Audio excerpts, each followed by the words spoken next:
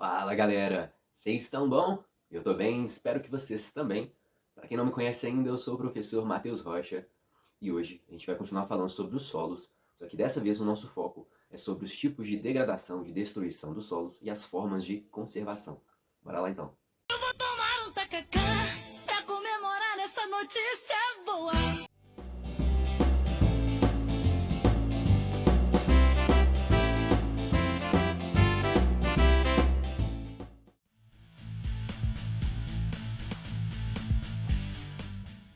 Para que a gente possa então combater Então vamos pra luta!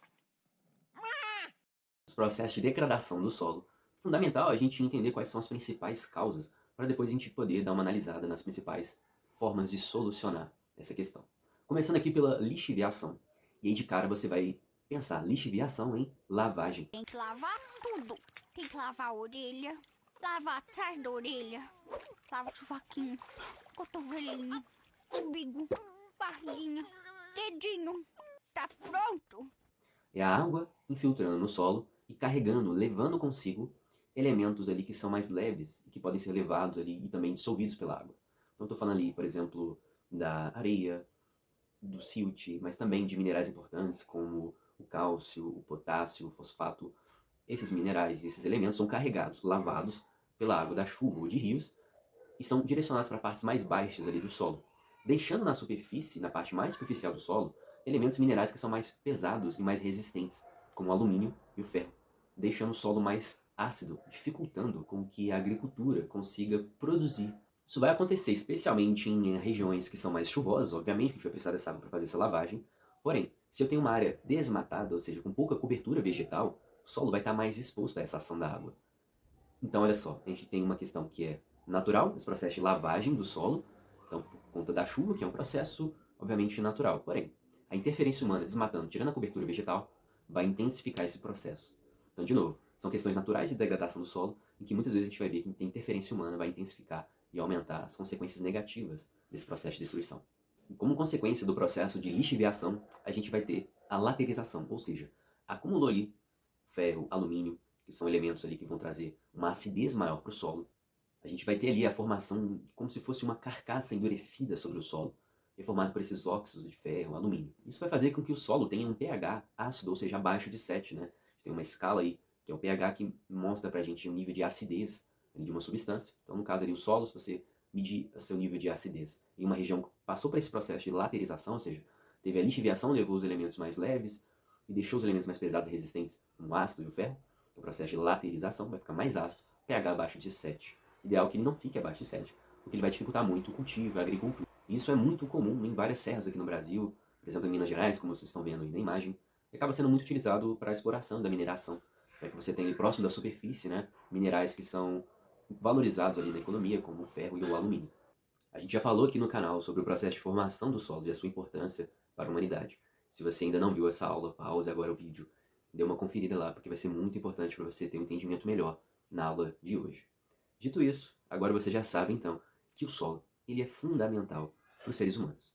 A gente deu uma olhadinha que ele vai ser muito importante, seja ali para a agricultura, né, para o cultivo ali de alimentos, seja também para a criação de animais, a pecuária, como um reservatório de água e até mesmo ajudando ali no combate, nos efeitos das mudanças climáticas. Então é um recurso indispensável para a vida como a gente conhece hoje no planeta. Entretanto, o solo está constantemente sofrendo processos de destruição, que a gente vai dar o nome de degradação. Nada mais é que um processo em que o solo perde um ou mais de seus componentes são essenciais, por exemplo, ali nutrientes e minerais. E se isso ocorrer, o solo pode estar sujeito a perder sua fertilidade, consequentemente a capacidade de oferecer suporte ao cultivo e à sustentação da vida, o que seria terrível, dada aí a importância tão grande desse recurso natural. Nosso objetivo, então, aqui na aula é descobrir as diversas causas de degradação e também os tipos de destruição que nós temos no solo, mas, é claro, apontando também possíveis soluções, né? Processos que a gente pode utilizar e vão ajudar a conservar e preservar os solos. Vocês vão poder acompanhar ao longo do vídeo que existem diversas causas ali na destruição, na degradação dos solos. Causas que são naturais, como chuvas intensas ou até mesmo o clima muito seco, dentre outros, mas a ação humana é uma das principais responsáveis pelo processo de destruição do solo no mundo. Então, para vocês terem uma ideia, a ação humana ela pode acelerar em até 1000 vezes esse processo de destruição, de degradação dos solos. seja ali por meio de queimadas ou até mesmo de desmatamentos, ou uso inadequado dos solos. A principal consequência da degradação do solo é a eliminação dos seus nutrientes, que causa a perda da sua fertilidade, consequentemente diminui sua produtividade e pode até mesmo acarretar em graves consequências, especialmente para aquelas pessoas que praticam a agricultura de subsistência, ou seja, aquelas pessoas que plantam, que cultivam para o seu próprio sustento. Além disso, a gente vai ter um impacto significativo nos ecossistemas, o que vai dificultar a sobrevivência da fauna e da flora, também diminuindo a capacidade de infiltração da água, interferindo em todo o ciclo hidrológico, no ciclo da água, levando inclusive à contaminação de lençóis freáticos. Em escala global, galera, dados ali da Organização das Nações Unidas para Alimentação e Agricultura indicam que a gente tem já, neste momento, cerca de 1/3 de todos os solos do planeta em estado de degradação, de destruição. Isso é muito significativo, porque anualmente a gente perde cerca de 24 bilhões de toneladas de solos férteis, o que vai impactar diretamente ali na produção de riquezas de muitos países que dependem da exportação de alimentos. E, claro, aqueles que vão comprar, vão importar esses alimentos. Isso vai afetar diretamente a parcela mais pobre da população, porque se eu tenho cada vez menos solos férteis capazes de produzir alimentos para a população, eu vou ter uma oferta cada vez menor desses alimentos. E se eu tenho uma oferta menor de um determinado produto ou mercadoria, ele vai ficar mais raro, ou seja, mais valorizado, mais caro. As pessoas mais pobres vão ter cada vez mais dificuldades de ter acesso a alimentos, o que vai aumentar os índices de fome que já são extremos no mundo. Sem falar, claro, que na destruição do solo, a gente está impactando ali no aumento das mudanças climáticas, colocando ali espécies de animais e vegetais em risco de extinção. Outro problema muito sério de destruição dos solos é o que a gente chama de desertificação. Isso vai ser muito comum em regiões que são mais secas, ou seja, onde tem um índice pluviométrico, um índice de chuva muito baixo. Dessa forma, a evaporação da água vai superar o processo de infiltração da água no solo, deixando então aquele solo mais seco, dificultando a agricultura. É um problema natural, então de regiões mais secas. No Brasil especialmente acontece no semiárido, porém ele é intensificado, de novo, né, pela ação humana.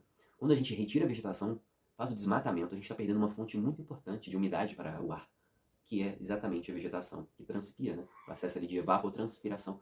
A transpiração da vegetação vai ser uma fonte muito importante de água que vai alimentar as nuvens, consequentemente ajudar na maior quantidade de chuvas. Retiro a vegetação, vai ficar mais seco. Quando eu também desvio recursos hídricos ou uso de forma inadequada, desperdiçando, pela região também vai ficar mais seca. No Brasil, para vocês terem uma ideia, a gente tem na região Nordeste uma área que está em processo avançado de desertificação. Uma área gigantesca do tamanho ali da Inglaterra. Naturalmente, não era para a gente ter formações de desertos no Brasil. Porém, com um desmatamento cada vez mais desenfreado em determinadas regiões, especialmente ali no Nordeste, a gente está tendo essa questão da desertificação. Então acontece em áreas de clima mais seco, pouca chuva, em áreas quentes também, onde vai ter muita evaporação da água, superando o processo de infiltração. É o que a gente vai chamar então de desertificação, dessa destruição do solo, deixando ele menos fértil, mais seco e improdutivo. A arenização, diferente do que a gente viu na desertificação, vai acontecer em regiões mais chuvosas. Desertificação, áreas secas, arenização, áreas chuvosas. O nome já traz algumas pistas aqui pra gente. Arenização porque vai acontecer em regiões onde a gente tem a presença de solos mais arenosos. E aí se eu retiro a vegetação, que dá uma cobertura, uma proteção ao solo arenoso, fazendo então essa retirada da proteção do solo, eu vou ter a exposição desses sedimentos de areia.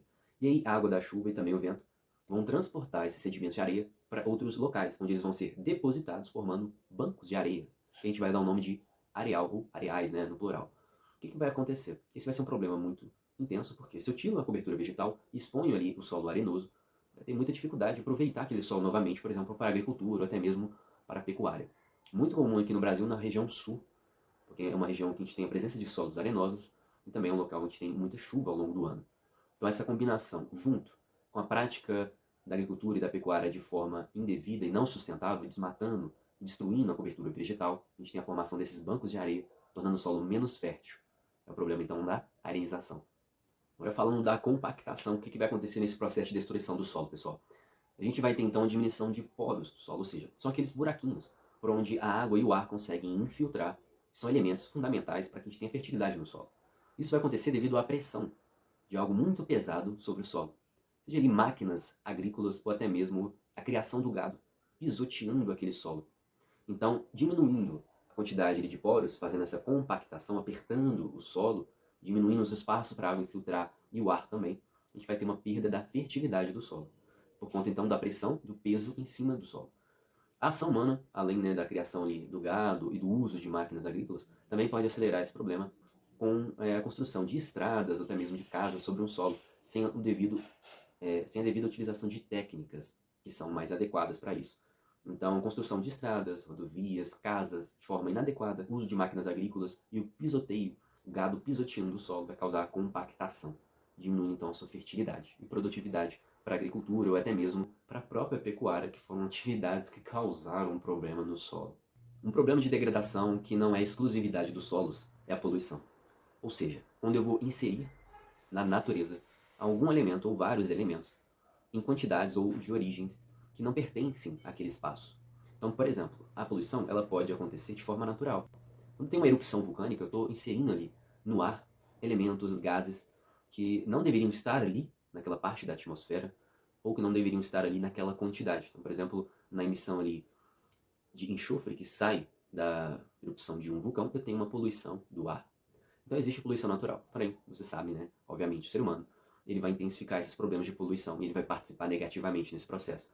Quando eu tenho, por exemplo, no solo, que é o nosso objetivo, nosso foco aqui, a deposição de lixo, descartando lixo de forma inadequada, isso vai contaminar o solo e o lençol freático, porque a gente vai ter a decomposição ali daquela matéria orgânica tóxica, causando um líquido escuro que a gente chama de chorume, altamente tóxico, vai contaminar o solo e também o lençol freático, aquele reservatório de água sobre o solo. A gente tem a questão também da utilização de agrotóxicos, né? Utilização de substâncias químicas, de fertilizantes químicos, para aumentar a produtividade, porém, vão causar prejuízos para o solo e também para a água, no recurso hídrico que a gente tem ali naquela região. Então, descarte inadequado do lixo e utilização de agrotóxicos são as principais causas da contaminação do solo do lençol freático por meio do que a gente chama de poluição. No caso aqui, a poluição do solo, a gente tem outros tipos, né? Como eu falei, tem poluição do ar, mas também poluição de rios, de mares, diversos tipos. Nesse exemplo específico do solo, é essa poluição. Agrotóxicos, substâncias químicas, fertilizantes químicos e a deposição de forma inadequada do lixo em locais onde tem agricultura ou pecuária. O problema de degradação do solo que a gente vai falar agora, muita gente costuma confundir com a desertificação, porque ambos vão acontecer em regiões de clima muito seco, onde chove pouco, e onde é mais quente. Mas qual que vai ser a diferença? Aqui na salinização que a gente vai ver agora, a gente vai ter o acúmulo de sais minerais na parte mais superficial do solo. Enquanto lá na desertificação, a retirada da vegetação, deixando o solo mais seco e improdutivo, aqui na salinização, que pode até acontecer juntamente com o processo de desertificação, a diferença é que a gente vai ter o acúmulo de sais minerais no solo. Isso vai acontecer porque em regiões muito secas, muito quentes, a gente vai ter a evaporação da água, e a água é formada por sais minerais. Então nessa evaporação, a gente vai ter a permanência no solo de sais minerais. E outros elementos da água vão evaporar. Então o vapor de água evapora, e o que fica no solo são sais minerais. Então essa concentração é muito grande. O problema então, natural, né, como a gente acabou de falar. Mas como o ser humano ele intensifica e prejudica ainda mais essa questão. Quando tem desmatamento, que vai ficar ainda mais seco, vai chover ainda menos, desviando recursos hídricos também, vai deixar ainda mais seco. Mas tem uma outra questão, que está envolvida com técnicas de irrigação, ou seja, aquelas técnicas que a gente usa para a gente jogar água no solo para que ele fique com uma quantidade de recursos hídricos capaz de sustentar ali um cultivo de agricultura. Quando eu vou fazer a irrigação durante o dia, em grandes quantidades, eu tenho ali a exposição do solo e da água aos raios solares que vão evaporar essa água. Então eu estou ali irrigando, mas daqui a pouco aquela água vai evaporar. Não vai adiantar nada porque vai aumentar a quantidade de sais minerais. Então qual seria ali a estratégia que muitos agricultores utilizam? De fazer a irrigação, jogar essa água durante a noite. Porque como eu não tenho mais o sol para evaporar essa água, esse recurso hídrico ele vai ficar por mais tempo ali no solo. Então vai ajudar muito a manter aquele solo com maior quantidade de umidade, impedindo ali essa intensificação da salinização, uma dica importante. Então, irrigar à noite, por exemplo, algo simples, já poderia ajudar na resolução desse problema. Parou. Desculpa interromper, mas só para não deixar que vocês se esqueçam, se inscrever no canal, deixar o like, comentários, compartilhar o vídeo. É sempre muito importante para a gente manter o nosso canal, o nosso projeto.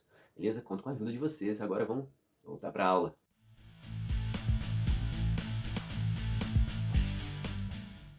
Para a gente não ficar com aquele clima ruim, né, depois de ter visto tantos problemas de degradação e destruição dos solos, chegou a hora mais leve aqui da aula, que é a hora que a gente vai falar sobre as técnicas de conservação, de preservação, de proteção do solo. Tá feliz ou não tá? Tô. Dá um sorriso. Comemora. Eu tô muito feliz. Gargalha, então.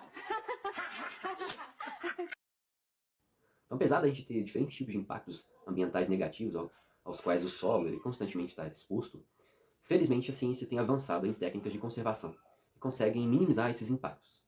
No entanto, é necessária ainda uma maior conscientização da população sobre a importância dos solos, como a gente falou, né? que é muito grande, né? São vários aspectos da nossa vida, a gente depende do solo. Mas também tem um desenvolvimento ali de práticas com apoio do poder público e do setor privado para a gente conseguir resolver esses problemas de destruição e degradação do solo. E a técnica que vocês vão acompanhar agora de conservação, que a gente fala mais também, uma técnica ali de correção do solo, ela é muito indicada para a gente combater um problema que a gente viu, que é o problema da laterização, aquele acúmulo de óxido de ferro, de alumínio, próximo da superfície do solo, deixando ele mais ácido, dificultando ali a agricultura.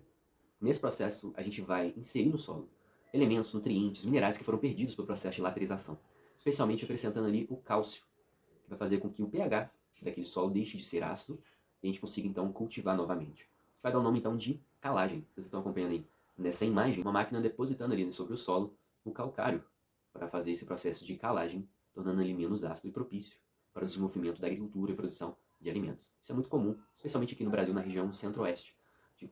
O clima tropical favorece a quantidade de chuvas enormes e o desmatamento, deixando o solo sem cobertura e sem proteção, vai expor então a esse problema de laterização, tão muito comum nos processos de calagem no centro-oeste do Brasil. A gente vai falar de uma técnica de conservação dos solos que eu particularmente acho muito criativa e inteligente e que não é nenhuma novidade da ciência atual.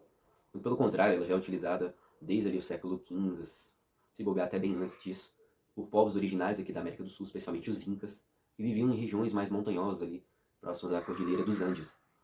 E como é que eles faziam para conseguir driblar essas condições adversas de relevos montanhosos para conseguir fazer agricultura? Eles praticavam as curvas de nível. Porque para você praticar agricultura, cultivar alimentos em regiões montanhosas com muito declive, é necessário que você aplique algumas técnicas, dentre elas a curva de nível. Porque se você tentar fazer agricultura e cultivo de alimentos em regiões muito íngremes, de relevos montanhosos, a água da chuva e o vento vão facilmente transportar e levar os sedimentos do solo, causando erosão, consequentemente levando aqueles cultivos que você está tentando plantar. Então, para diminuir a ação especialmente da água da chuva, para que ela não escorra sobre a superfície do relevo de forma muito rápida, levando ali todos os sedimentos causando erosão, qual foi a ideia ali dos Incas?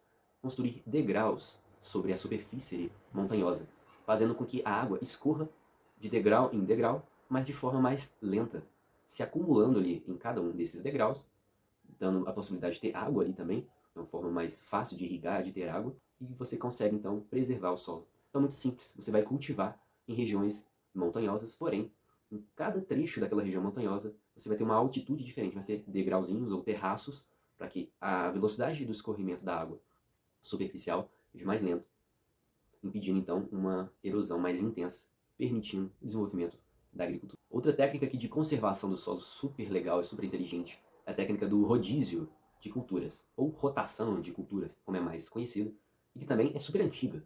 Desde ali o período da Idade Média, sistema feudal, a gente tem a aplicação da rotação de culturas. Em que consiste essa técnica? A gente tem ali a seguinte figura ilustrativa para ficar mais fácil vocês compreenderem. Vamos imaginar então que a gente tem uma propriedade rural. A gente divide essa propriedade rural em 3 partes. Em uma dessas partes eu vou ali cultivar a aveia, em outra eu vou cultivar o trigo. Agora, cada cultivo que eu utilizar no meu solo vai retirar daquele solo nutrientes e minerais que são essenciais para que o solo tenha fertilidade. Se eu deixar ali por um longo período, não deixar o solo descansar, só cultivando um único tipo ali de cultivo, a gente vai ter o esgotamento daquele solo, ele vai ficar pobre em nutrientes e em minerais, e ele vai ficar infértil. Então, qual que é a ideia? Por exemplo, aqui nesse esquema, a gente divide então a propriedade em 3 partes. Em uma parte eu vou cultivar a aveia, na outra eu vou cultivar o trigo, e a terceira parte da minha propriedade eu vou deixar em repouso, eu vou deixar descansando. É a técnica de rotação de culturas em que eu aplico também o repouso. No segundo ano, eu vou mudar ali a minha configuração. Na parte que eu tinha ali o trigo, eu vou deixar descansando o solo para que os nutrientes, os minerais possam ser repostos naturalmente, ou até mesmo eu vou lá e adubo aquele solo. Aquela parte que estava descansando, estava em repouso, agora eu vou cultivar a aveia. No terceiro ano, eu mudo novamente essa configuração. Então, para dar tempo do solo se recuperar. Beleza? Eu posso fazer essa técnica sem necessariamente ter uma parte repousando, parada. Eu posso apenas alternar o que eu estava cultivando. Numa parte eu cultivo uma coisa, no outro ano eu cultivo outra. Então eu posso ir alterando, fazendo esse rodízio. Mas o mais indicado é que eu separe uma parte ali do meu terreno, da minha propriedade, para descansar mesmo, para repousar, para que os nutrientes possam ser repostos. E uma última técnica que a gente vai abordar aqui é da adubação orgânica. Uma técnica bem legal, que consiste na utilização de compostos orgânicos. Ou seja, que não são artificiais, são naturais, para a gente substituir exatamente substâncias, adubos que são químicos. Eles podem ser tóxicos para o solo e até mesmo para o lençol freático, para a água que está na parte subterrânea daquele solo. Esses adubos orgânicos, eles podem ter origem vegetal, animal, esterco, né, cascas, bagaças de fruta, verduras. Provavelmente você já deve ter visto aí, se não na sua casa, mas algum vizinho, algum familiar, separando ali uma casca de uma fruta, resta de uma verdura, né? Falando que é importante para colocar no solo, onde ele está cultivando alguma plantinha, ou algo do tipo, né? Exatamente isso. Ao invés de eu colocar ali adubos que são químicos, substâncias e fertilizantes que são químicos e tóxicos para o solo, eu coloco ali coisas de origem vegetal e animal, são naturais, são orgânicos. Então, além de contribuir para esse ciclo de renovação dos nutrientes, ele ajuda a proteger o solo contra a ação erosiva da água, sobretudo, né, a água da chuva, que vai formar uma capa protetora para o solo. É legal também, né? Então, esse alimento ele vai ser mais nutritivo e ele também vai ser mais saudável, porque eu não estou ingerindo ali uma substância tóxica e química, né, nenhum tipo de fertilizante. A gente vai dar um nome, então, para esse alimento de um alimento orgânico. Felizmente, no Brasil e no mundo, a gente não tem uma grande produção de alimentos orgânicos, porque falta muito investimento, seja da parte do Estado, do poder público, seja da iniciativa privada. Então, como eu tenho menos oferta desses produtos orgânicos, eles vão ser mais caros. E isso vai fazer então que a população, especialmente mais pobre, tenha muita dificuldade de ter uma alimentação cada vez mais saudável. Consequentemente, a gente vê um aumento muito grande de intoxicação alimentar, até mesmo de casos de câncer que estão muito relacionados ao uso de substâncias muito químicas e tóxicas. Então foi isso, pessoal. Obrigado por terem ficado aí até o final do vídeo. Espero que vocês tenham gostado da aula. Se vocês curtem bastante os nossos conteúdos, não deixem de se inscrever, de deixar likes, comentários, compartilhar. Isso sempre ajuda demais, beleza? Conto muito com a ajuda de vocês. Saudações geográficas e até a próxima!